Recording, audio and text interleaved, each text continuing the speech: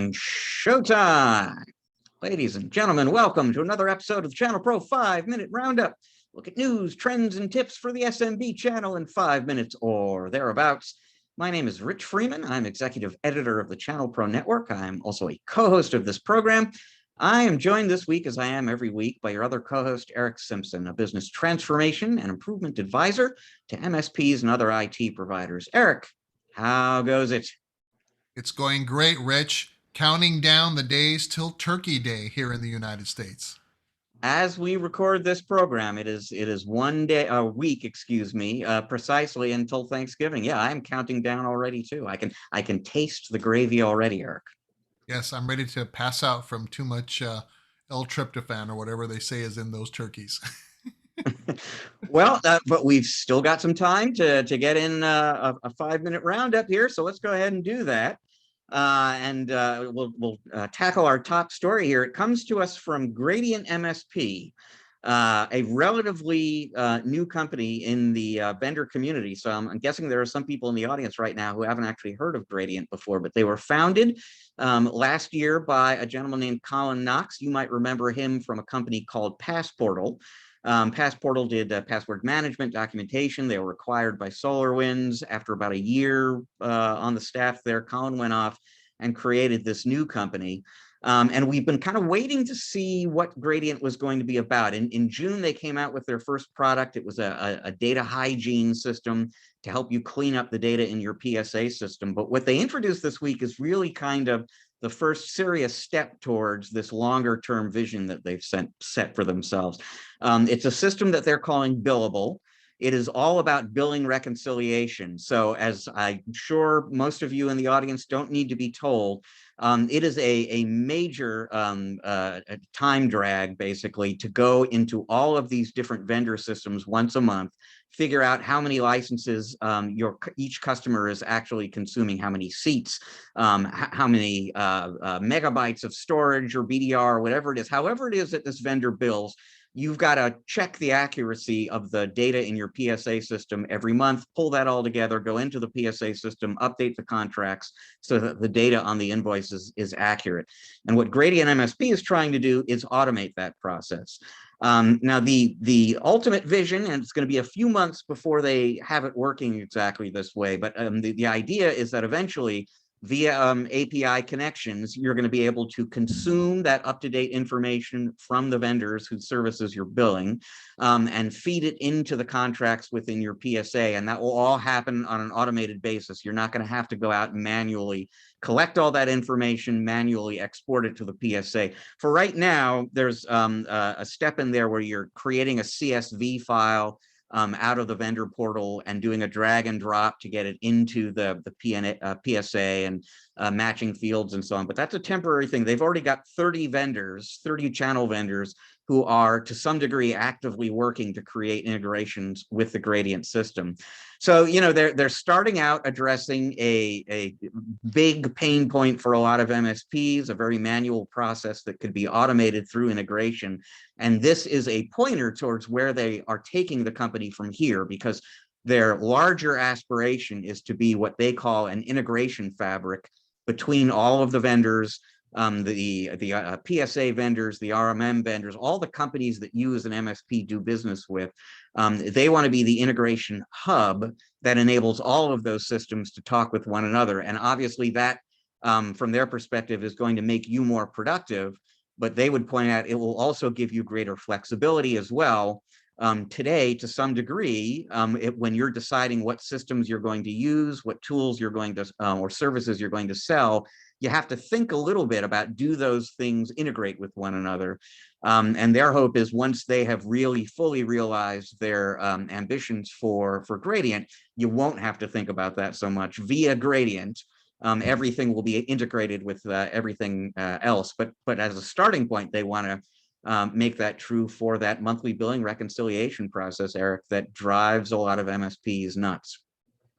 Boy, it is one of the most challenging and least desirable activities for MSPs, is to try to aggregate all of that data, all that consumption-based data, as you mentioned, Rich, from all these disparate systems and figure out a way to, get it done in a timely manner and get those invoices out to clients that are accurate. You're not overbilling, you're not underbilling, and just do it like Goldilocks, right? Just right.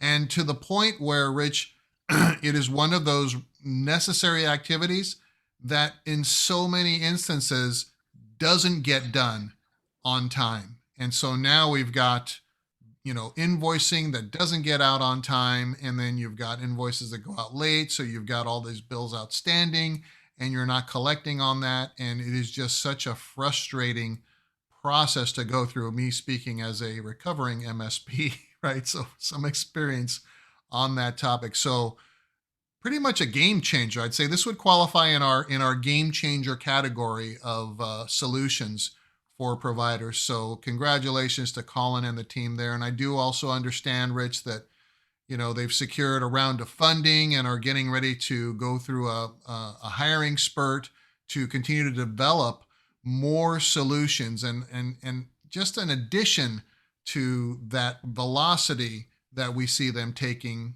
off with.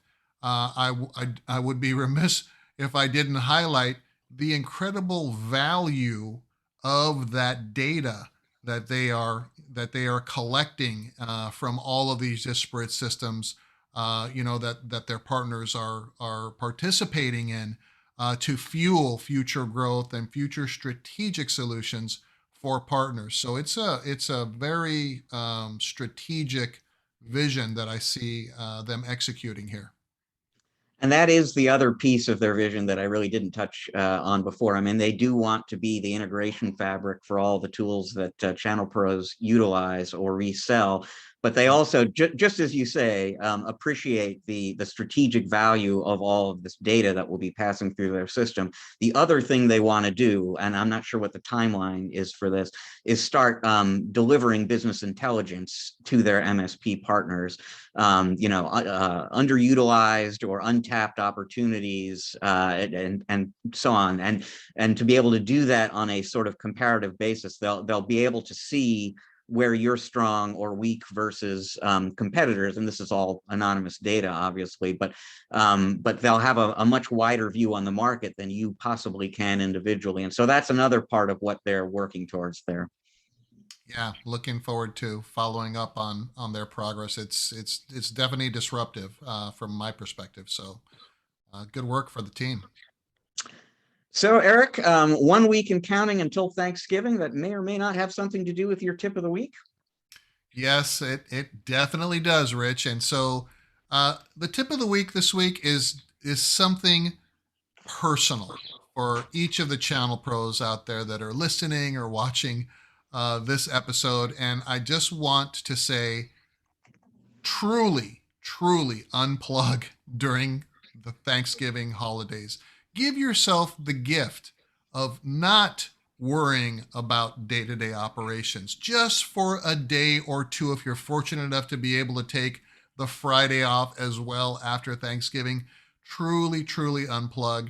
Turn off all your alerts. Turn off all the noise that you typically deal with on a day in, day out basis, hour to hour, minute to minute, sometimes at all hours of the day or night, and give yourself the true gift of rest and thanksgiving for everything that you have to be thankful for. We all have so much to be thankful for, Rich. I am going to follow that advice myself, and I hope you're able to do so too, Rich. I know it's tempting for us, channel pros and technology providers to really, really do that. And it takes a lot of fortitude and intentionality to not respond and react and to say, I can deal with that on Monday.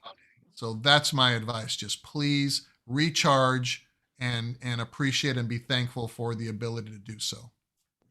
And it's not just something that you're doing for yourself. It really, if you need to justify it this way, it really is good for the business as well, because you're just going to be so much more effective having taken that break when you come back to work on Monday and beyond that. That little break, that chance to recharge, really is going to help you and your entire organization be more effective. So I am personally, I am absolutely determined to truly take that 4-day weekend off for that very reason. And I'll just point out, not that anyone needs to be reminded, it's been a little stressful the last year and a half or so in the world.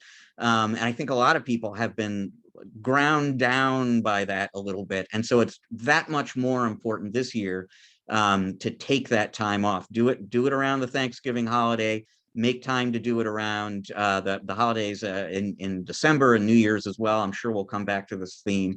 It really is important, just personally and in terms of your professional success. Yes, it's okay. It's okay. We're saying it's okay to do that. So please do that. Well, great advice. I hope everybody follows it. It leaves us with time for just one more story here.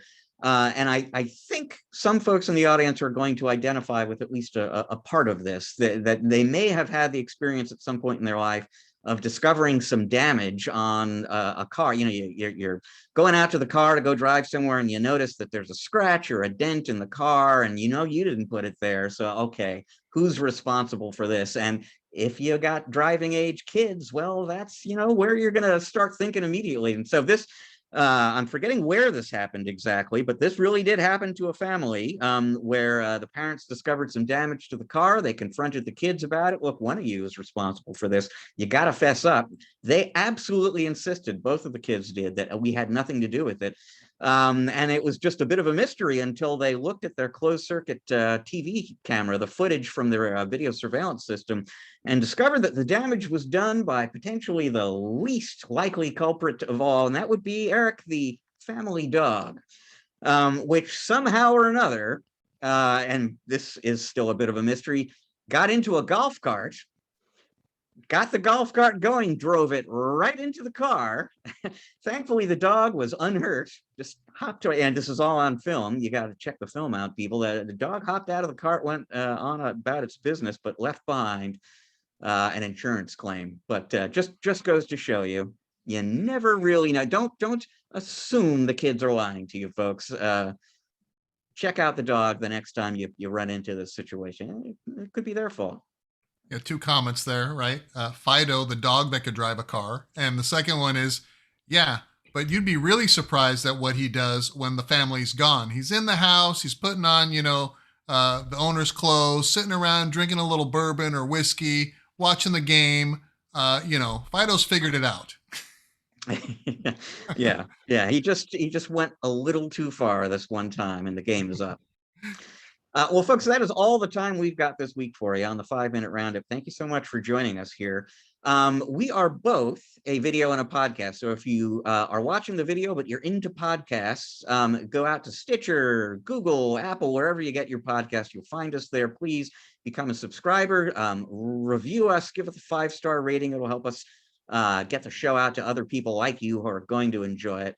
If you're listening to the podcast, you can check us out on video as well. We are on YouTube. The easiest way to find us is to look for the ChannelPro Network channel on YouTube. If you click the little bell icon, become a subscriber there, you'll get notified when the new episodes go out. You can read more about Gradient MSP and their billable solution, get all sorts of great information about what's happening in the industry, how to grow your business every day at channelpronetwork.com. We have got awesome new content for you going live there every single day. To learn more about Erick and the work he does with his customers, please visit ericksimpson.com. That is ERICK Simpson.com. So once again, thank you very much for joining us in the 5-Minute Roundup. We'll see you again here on the next episode. Until then, folks, please enjoy the rest of your week. Erick and I are enjoying the rest of your week already.